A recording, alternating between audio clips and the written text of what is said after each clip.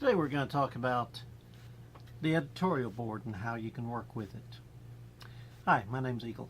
I'm the publisher and the line editor at No Earth Comics, and we've had a lot of people dealing with our editorial board and not being quite sure how to go about this. So today we're going to talk about how it works and what to expect. So let's have some fun. First off, the editorial board did not start out as a board. It started out as just me. And I quickly realized that I didn't have the skills necessary to do this. I've got a lot of skills and talent. This was out of my wheelhouse. And only a fool edits their own stuff. So I've had a very good editor for the last 15 years, and she was the first person I talked to about coming on board with this. So PC came on board, and the next person that we brought on was Bethany, and she's now on a leave of absence. But we've since brought on Max. So right now the editorial board is 3 active editors. And to get through each stage of the process, you're going to need 2 of them to greenlight your project. So here's the way that things currently work. We start with a pitch. The pitch comes to me. When I first get a pitch, I'm looking for just a couple of things. Number one, I'm looking for something that grabs me. I'm looking for something that makes me want to see this in comic book form. And frankly, that's not as easy as it sounds. I've seen a lot of comic books in my time, and about half of them never should have made it to that particular point where they were sitting in my hand.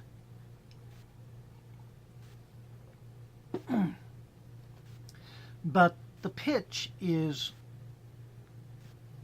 very important. In fact, we depend on the pitch a lot for a lot of different parts of deciding how a project goes. So it needs to contain the first issue synopsis. It also needs to contain character development. It needs to contain the theme. It needs to contain where this fits into No Earth. It needs to contain an overview of the first 6 issues and how it's going to be an overarching story and how it all fits together. And this is because of graphic novel printing sizes. Just like the stories are 22 pages, the graphic novels are 6 issues. So when the pitch is approved by me, that doesn't mean that we're ready to go to script.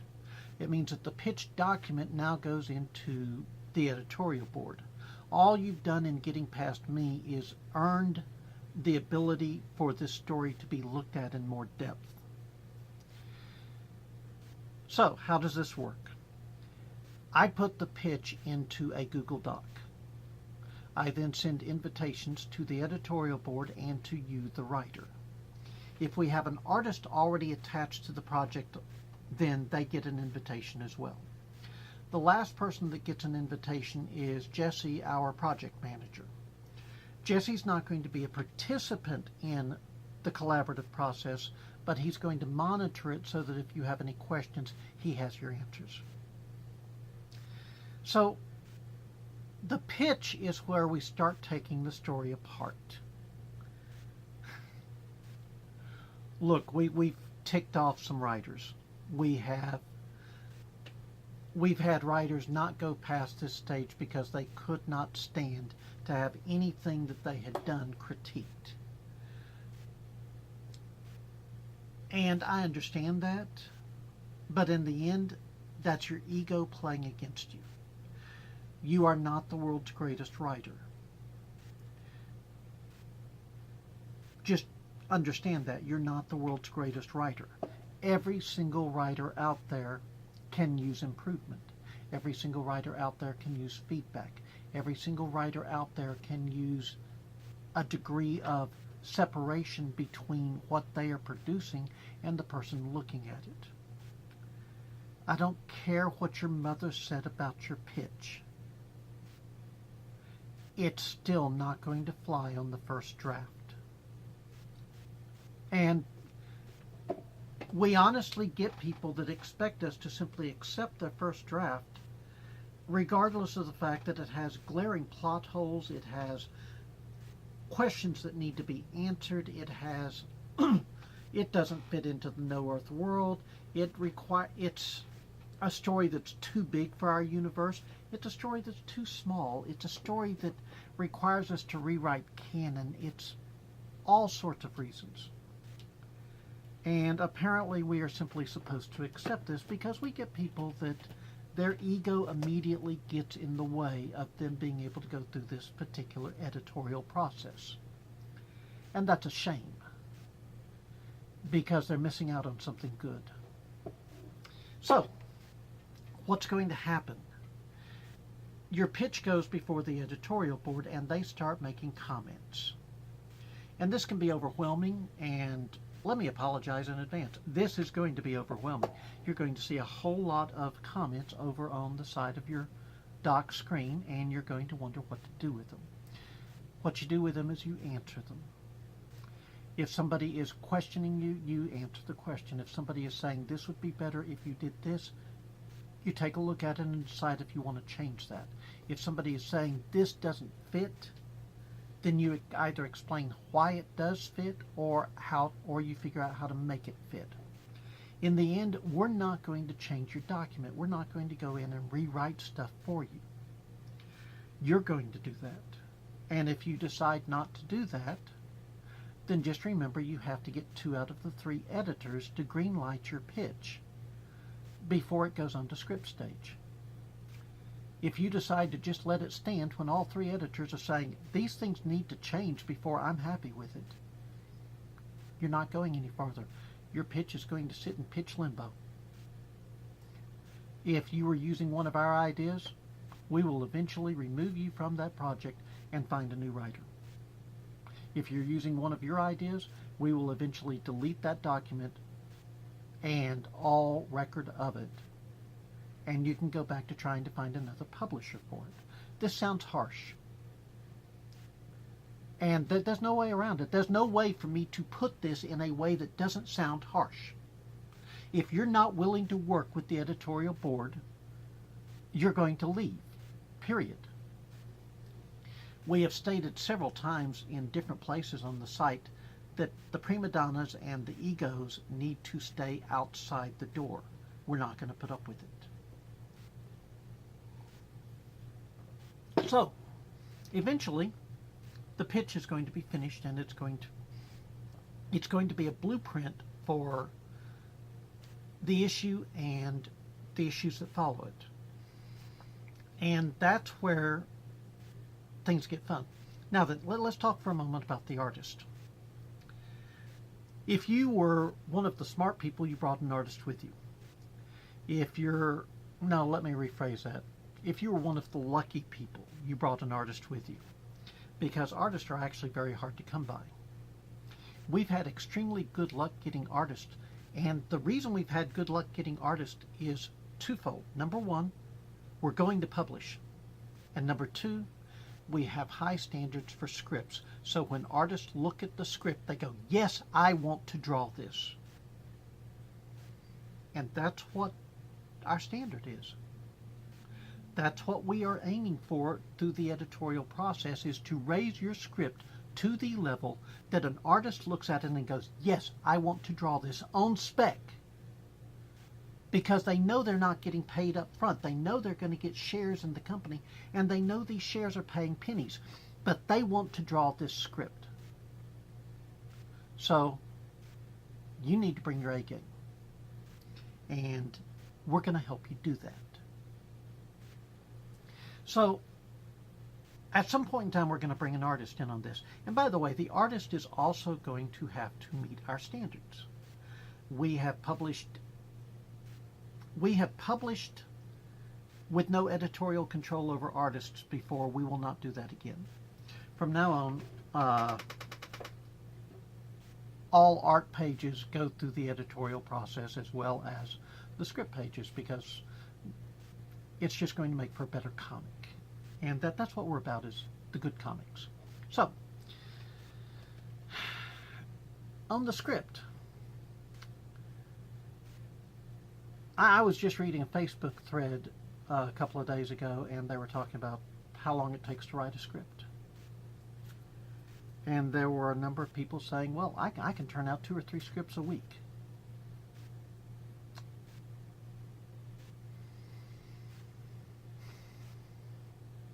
I have no words. I do know this.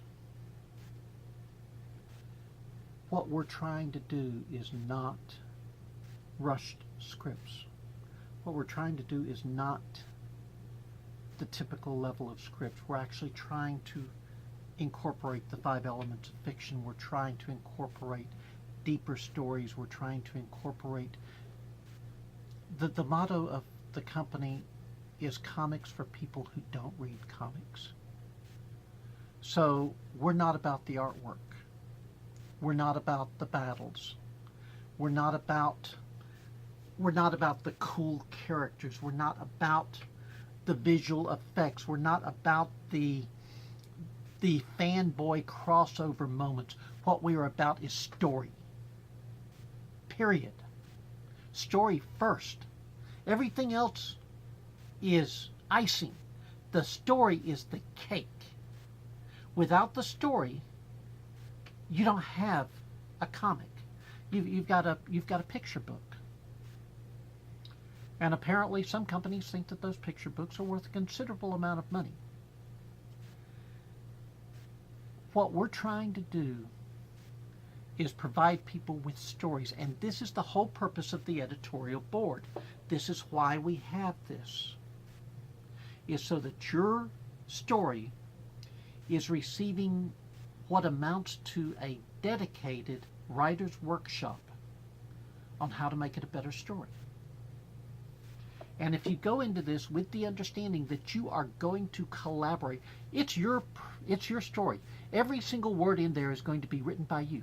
But there's going to be a ton of suggestions, of comments, of objections, and all of that goes into that the reader never sees. Because this is about making that story as tight and as entertaining as possible. And you as a writer are going to get the full credit for this. None of the editors are going to appear on your comic book anywhere other than the editorial masthead. You are the writer, but this is still a collaboration. And the collaboration is with the people that are giving you the feedback. The collaboration is with your artist. Which brings me to the next point. And this is a tangent. You would be surprised how many people who are writing comics write for the reader. The reader is not your audience. Your audience is the artist. You are writing for the artist because the artist is who's going to translate your vision into the finished comic. And this is the reason why we'd like to bring the artist in as early in the process as possible. Right now, quite frankly, we're bringing the artists in towards the end of the scripting process. We would like to bring them in earlier, but the problem is we have far more writers than we have artists. In fact, if you're an artist watching this, please drop us a line. We need artists.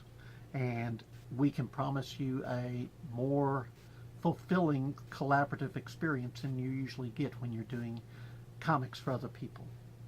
So, the scripting process is going to be handled exactly the same way the pitch process is handled. In fact, oftentimes the pitch will simply evolve into a script. And your writing will be done in the Google Docs format for the simple reason that we need to see it. We need to stop you before you go too far in a particular direction that's not going to work. We need to make sure that you have a good understanding of how this fits into No Earth, how this fits into the shared universe that we're working with, because I'm telling you, if you come in intent on keeping your book separate from all of the other books, that's not going to work either. That's part of the reason we have a line editor, is to make sure that all of the books interlock and interconnect. So the next thing to remember is that the editorial board is not a monolithic entity. We don't share a strange hive mind. If you have one editor objecting to something, that does not mean that it's a deal breaker. That doesn't mean that you need to immediately change it. In fact, you can debate the point. When you respond, you can say why you want it this way. We disagree with each other. As editors, we disagree with each other. It happens. This is why you need 2 of the 3 to greenlight it to the next stage.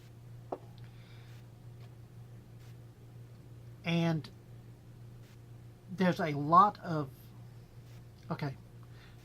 emotion when you're doing something creative. I understand that.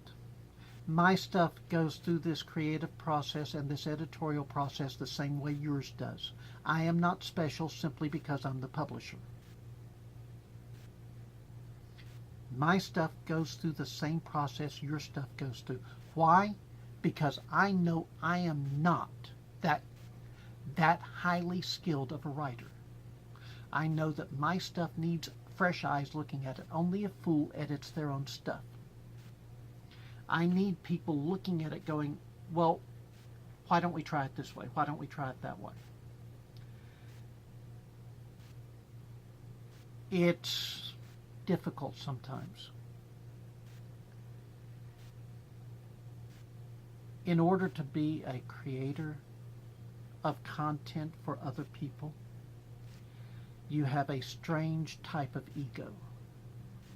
On one hand, you are convinced that what you are doing is so great that you need to share it with everybody.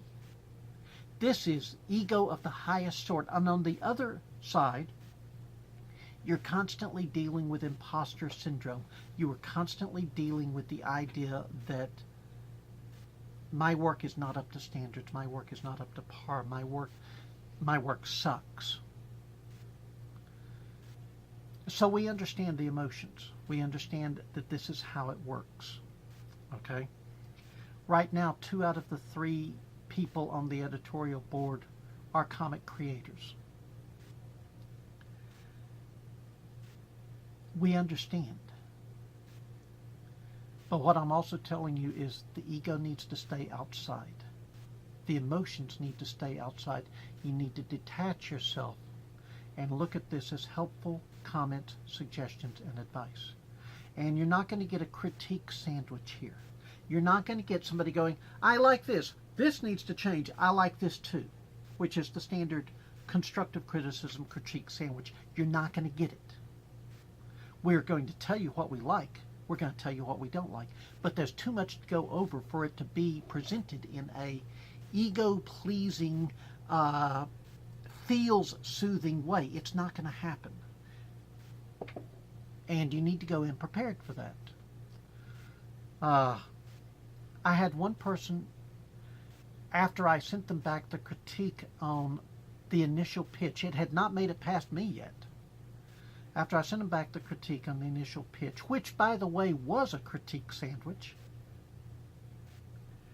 they sent me back a message saying, I really love what y'all are doing, but I don't think that I can handle having my work critiqued.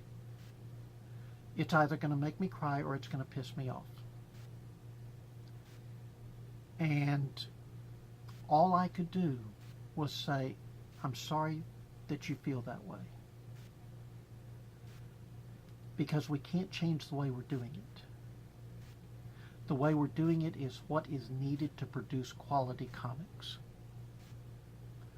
And the current implementation of the editorial board is probably not its final implementation. We're probably going to evolve it and change it some more. It's taken 2.5 years to get to this point. I'm sure that there's some additional tweaks and some additional finesses that we're going to wind up doing to it. But for the meantime, this is working. I am pleased with the results that are coming out the other end of this pipeline. And I think that you will be too. But go into it understanding that some of this is going to feel a little harsh. some of this is going to feel a little intimidating. And go in and stand your ground, defend what you believe in, and change what you recognize needs to be changed. It's going to produce a product that you're going to be proud of. Thank you very much for tuning in, and if you have any questions, my email is going to be linked in the description below, along with a link to the collaboration area. No Earth is built on collaborations. It is our bread and butter. We only have one book out that's a one-man show, and that's simply because it's mine. All of the rest, and even it went through an editing process. All of the rest of our books are collaborations. And it's the way we like it. And we want you to enjoy that as well. So, thank you for your time, and I'll talk to you next time.